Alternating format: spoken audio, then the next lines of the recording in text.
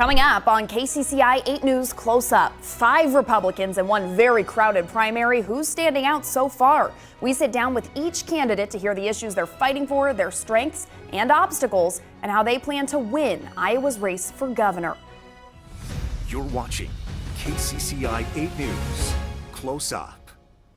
Well, good morning. Thanks for joining us. I'm Chief Political Reporter Amanda Rooker. We are about 3 months away from the primary election, and there are still 5 Republicans in the race to become Iowa's next governor.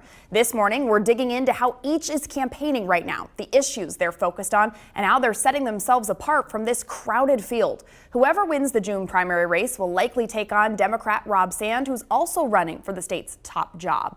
Well, we start this morning with Adam Steen. He's the former head of Iowa's Department of Administrative Services.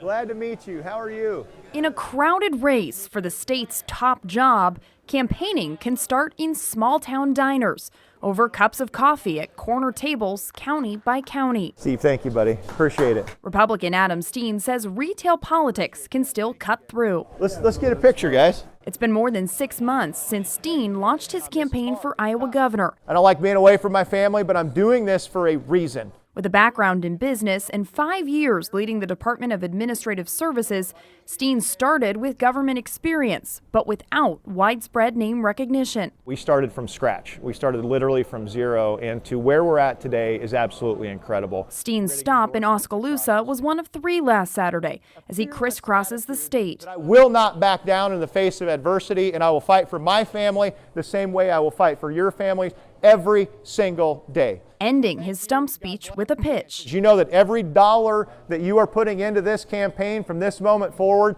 goes to the one thing that we need, and that's name ID.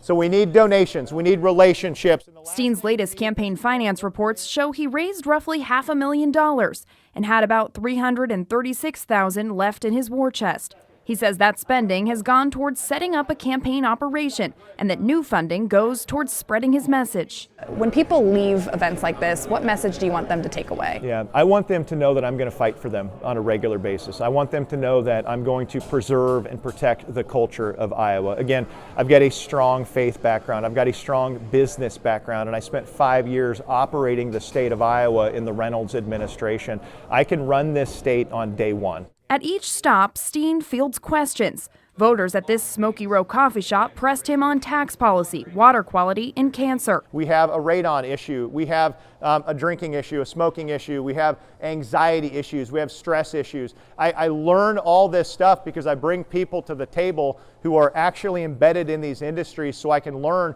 what exactly is the problem. So to solve this problem, water quality, soil quality, the cancer rates, we need to create a project plan. When another asked about obscenity in public libraries, Steen shared a story from his son's school. The school is going to read a book called Jacob's New Dress. And the book was about a boy who thought he's supposed to be a girl, and at the end of the book he's wearing dresses and he finally feels alive. Well, my wife was inside of that school so fast that I wasn't able to hold the door open for her when we were going there. And we stopped that book from being read. Now, as that relates to libraries, we have to stop that smut and that crud from being put in front of our children. On the trail, Steen is vocal about his faith, his family, and his socially conservative views. If you were to win the nomination, how would you speak to some of those moderate voters or Democratic voters who may feel concerned about some of your socially conservative policies? Yeah, no, absolutely. That's where my business background comes in. That's where my operational experience comes in. I'm a project manager at heart. I'm a problem solver at heart. I'm a fixer, and I've got a demonstrated track record of getting things done to the benefit of taxpayers, and I've got a track record of showing that I've made things more efficient with inside state government and I've saved taxpayers money. So I can appeal to them from a steward of the taxpayer dollar perspective, and I can also relate to young people. And when it comes to gauging momentum, Steen points to high-profile endorsements, including some from conservative evangelical leaders. From a Steve Deace and a Bob Vander Plaats endorsement perspective, that solidifies the grassroots evangelical base for this campaign. We won the Iowa straw poll, 18 different counties at 39%. So we're starting to see that momentum. Our social media presence is growing. Our signage is growing. Our rooms are filling up with people that want to hear the message and then want to go spread the message. 6 months in, Steen says he's no longer starting from zero. And in a crowded Republican primary, he's now trying to turn that momentum into a nomination. I also sat down with Brad Sherman. He's a pastor of 45 years and a former state lawmaker. I asked him about why he would be the best in the race for governor. Well, thanks for making time to chat. We appreciate it. It's good to be with you again, Amanda. We were talking about the fact that it's now been a full year that you have been campaigning for governor. How is the campaign going right now? Yeah, we started August the 22nd was our kickoff event. And so, yeah, here we are. A year later, it's going really well. We've already been to all 99 counties. That's old history. So, but I think today we did our 285th meeting, I think. So with 285 meetings around the state. So obviously we're not just checking the county box. We're meeting with people and hearing from a lot of Iowans, lots of different issues. For Iowans who may not be familiar with your campaign, remind viewers what kind of your main platform is. Well, our slogan is restoring the foundations of freedom. And that's not just a slogan we came up with. You know, when my wife and I moved to Iowa City in 1981, we started a church, and I've been a pastor for 45 years. And so we started a church reaching out to university students, and we saw a lot of indoctrination taking place. We saw the foundational principles that our nation was founded on being undermined in many ways. And so that really launched us into trying to restore those foundations of freedom.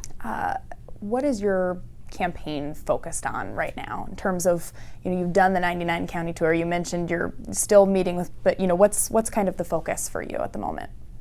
Well, we're listening to what people are saying and just meeting people. Grassroots is our focus. You know, there's lots of different approaches you can take to campaigning, you know, but our approach is grassroots. We want to talk to as many people as we can. That's our focus.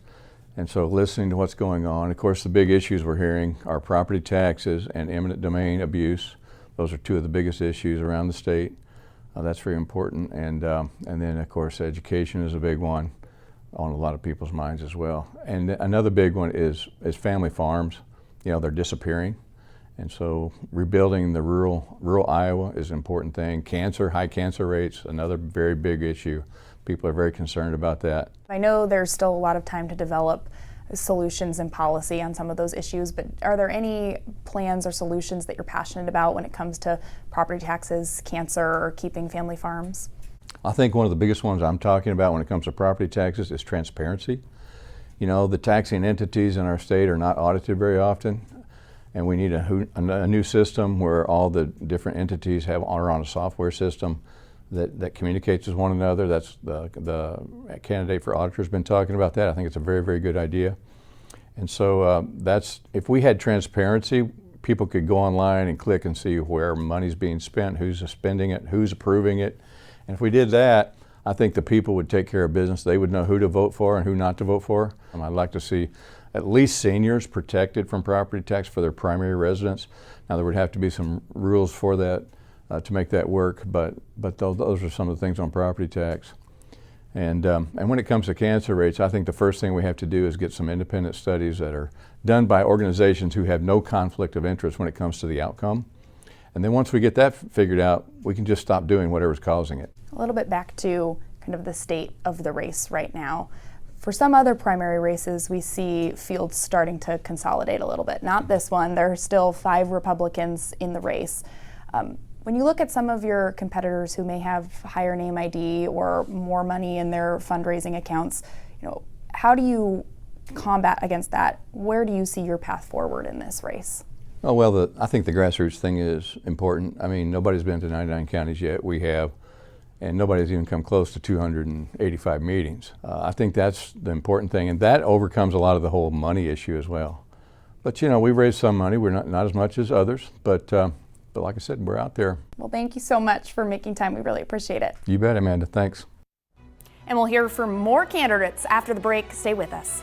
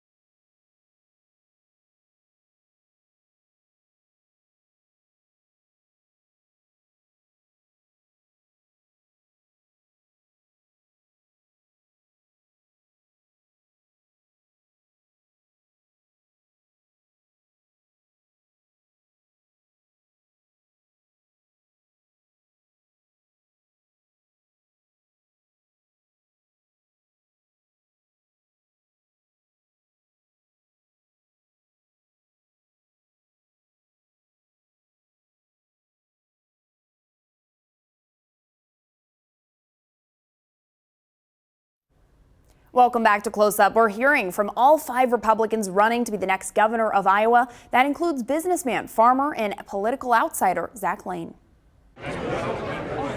In Iowa, pork is serious business.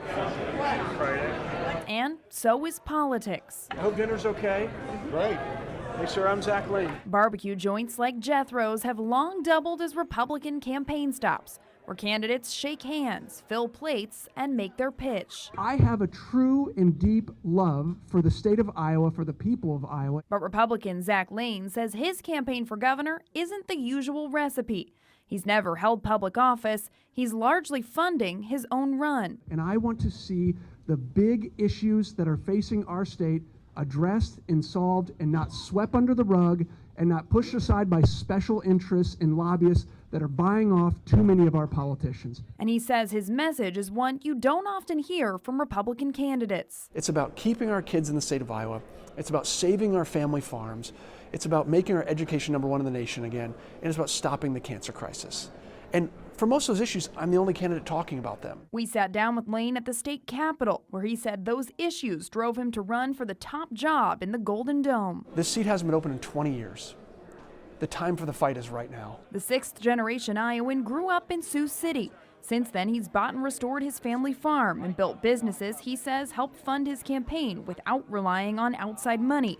The latest campaign reports show Lane raised about $150,000, but also loaned himself $2 million. What has allowed you to have the finances to be able to back your own campaign? I've been involved in a lot of business efforts. I've been really proud of the business background that we have, and we're still continuing some of that today. What are some of those businesses? Yeah, so we are involved in real estate, commercial and residential real estate. We're involved in technology companies right now that we're investing in. We are involved in agriculture. Lane says that experience shapes how he looks at the state and how to tackle its problems. Issues like cancer and water quality. Iowa has the 2nd highest cancer rate in the country. We're going to do independent research, and we're going to hold these companies accountable for what's been happening. His pitch? Regulating big agriculture in Iowa. We have to have rules in place that say that our citizens deserve to have clean water. And what's happening in water, what's happening through this is causing health issues for rural and urban residents alike. And so I believe once people are told the truth about the issue, and we're not playing a blame game, we're telling the truth about the issue and we're coming together to solve it as Iowans. I believe we've done that for over 100 years as a state to come together to solve big issues, and we can do it with this. He's earned an endorsement from a Make America Healthy Again group, linked to Health and Human Services Secretary RFK Jr.'s movement. The MAHA Coalition, the MAHA message, is one that I think is extremely powerful because it crosses every party line. Like, all parents want their kids to be healthy. They don't want their kids to be sick. They don't want to see their neighbors and friends getting cancer. And I hope to be a change agent for that in Iowa as well. That stance extends to vaccine policy. At a January debate, Lane said he'd pull COVID shots from the Iowa market and eliminate school vaccine requirements for kids. On abortion, Lane said life begins at conception. What would you say to a voter who, maybe a Democrat or maybe an independent who wants a candidate that cares about, keeping kids in Iowa and water quality and cancer, but maybe weary about some of, your other stances on things like abortion or vaccines? Here's what I'd say is that I'm making it very clear what the big issues are that I'm running on. And Iowans have my commitment that that's my focus. But that being said, I believe for a very long time, there have been very powerful interests that are seeking to divide us as a people. And they've been very successful. So I would just say, take a look at our campaign. Look at how we're trying to put Iowa and Iowans first. We can disagree on some of the issues. You're never going to find somebody that you agree with 100% on. But when we look at this, we have to look at what are the major issues facing our state? What will make life better for every Iowan in Iowa? And those are the issues I'm running on. And that's why I'm here. With an open governor's seat for the first time in decades, Lane says Iowa can't afford politics as usual, and he's asking voters to take a chance on something different. We'll have more coverage of the race for governor right after this break. Stay with us.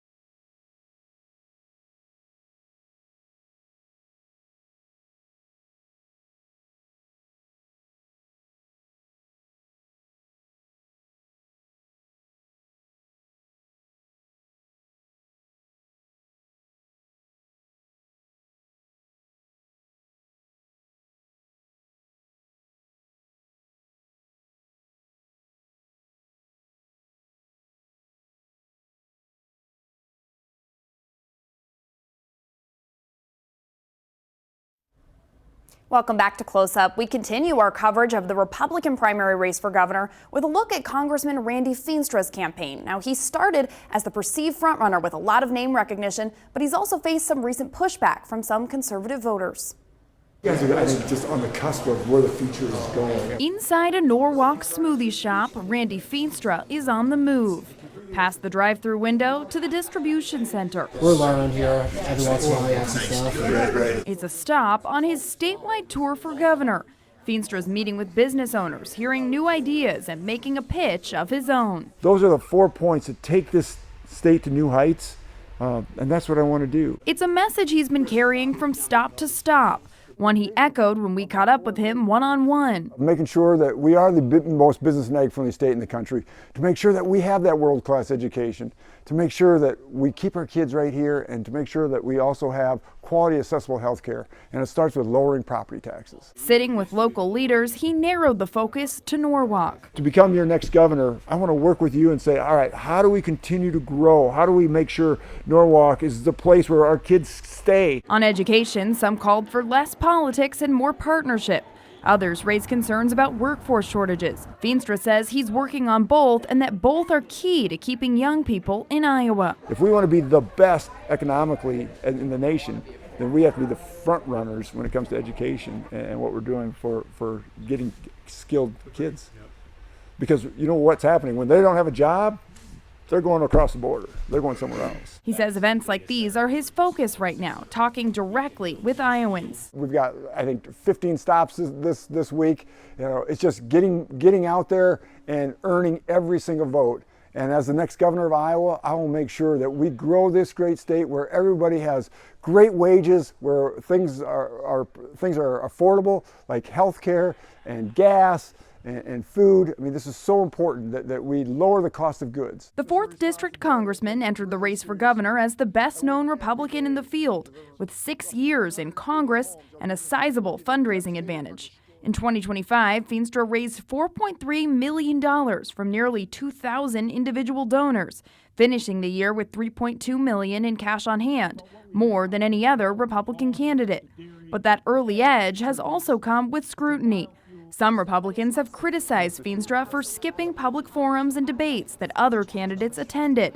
He faced those questions head-on at an event in West Des Moines. All of us right here, we're grassroots. We're the put the sign, knock the doors, do all that stuff. And when you don't show up for the debates or the forums, you're basically giving all of us a sharp stick. Thank you, Gary. I tell you what, I go around to every place in Iowa having meet and greets because I want to meet people just like you to answer questions and say, hey, how can we make Iowa a better place to live? That wasn't the only tense exchange of the night. Feenstra also took heat for not endorsing President Donald Trump early ahead of the 2024 Iowa caucuses. You didn't endorse him. So my comment is, how confident are you that President Donald J. Trump is going to give you his... I'm looking forward to earn. So President Trump and I talked on the Air Force One a lot about this, and I'm earning his support every day. I'm telling you what, I'm working to earn it. Pushing back on his critics, Feenstra pointed to his retail schedule and to the calendar. I'm traveling the state, doing all the meet and greets at the local pizza ranches. We invite everybody, the public, they can ask questions, they can hear my vision, and they can talk to us one-on-one. That is so important. But also, the filing deadline for governor is not till March 13, so we don't even know who's going to be in the race. Once that's settled, hey, that's the time to debate. For now, Feenstra says he's focused on showing up one stop at a time and betting his record, his fundraising, and his message will carry him through a crowded Republican primary. And we'll hear from the final candidate in the Republican primary race for governor when we come back.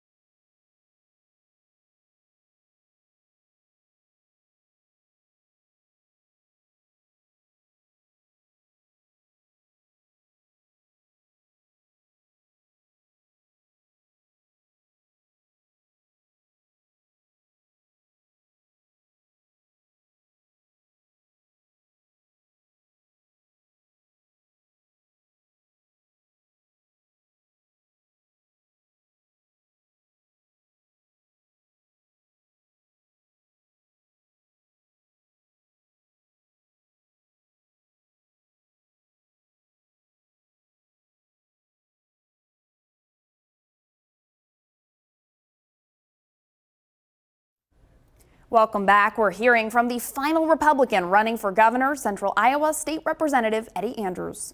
Thank you so much for making the time. We really appreciate it. It's my pleasure. I'm having the time of my life. You're busy. You're here at the State House. You're also running a campaign for governor. It's been a bit since you launched. How's the campaign going so far? It's going well. We're exactly where we want to be. I'm doing 2.5 full-time jobs. Obviously, I'm running for governor, which is a full-time job in and of itself. And then, of course, I'm honoring the commitments that I made to the people of the best district in Iowa. What does your campaign look like right now in terms of what are you focused on? What's your campaign strategy, that type of thing? Well, we're still getting out to every corner of the state. As you may recall, Senator Grassley said we're going so fast that he suggested that we call it the Fast Eddie instead of the full Grassley, as we're getting out to every county. Some of the other primary races in 2026 have consolidated. This one, there are still 5 Republicans in the race. Sometimes people gauge support by looking at fundraising numbers, and your fundraising numbers were the smallest. What do you say to critics who may say, what's Eddie's path forward in the race with only a few $1,000s? You know what? Those people have never seen me really campaign because we've never been we've always been outspent. I'll just say it that way. As a matter of fact, up to 6-1 in a blue district, and I'm a Republican, and I'm the only Republican who wins in a blue district consistently.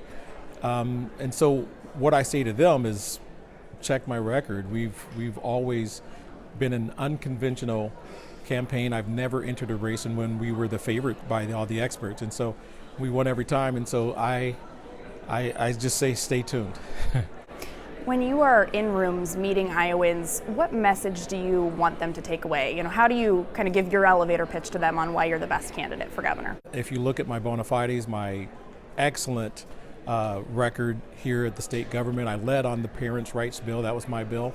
The landmark, I should say, Parents' Rights Bill. Protecting girls in sports. An idea that seems natural now, but it wasn't when we started, and we led in those efforts.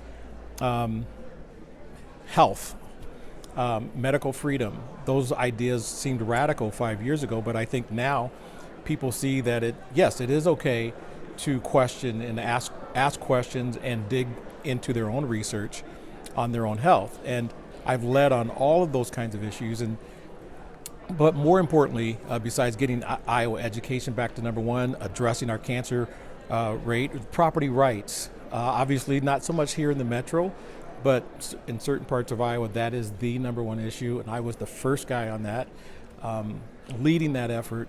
You mentioned the fact your record winning in a blue district. Some of those points you mentioned in the things you've led on in the legislature are pretty socially conservative. Some of the views that you hold, people, when you look across the spectrum, would put those kind of on the far right column, and yet you have continually won in blue districts.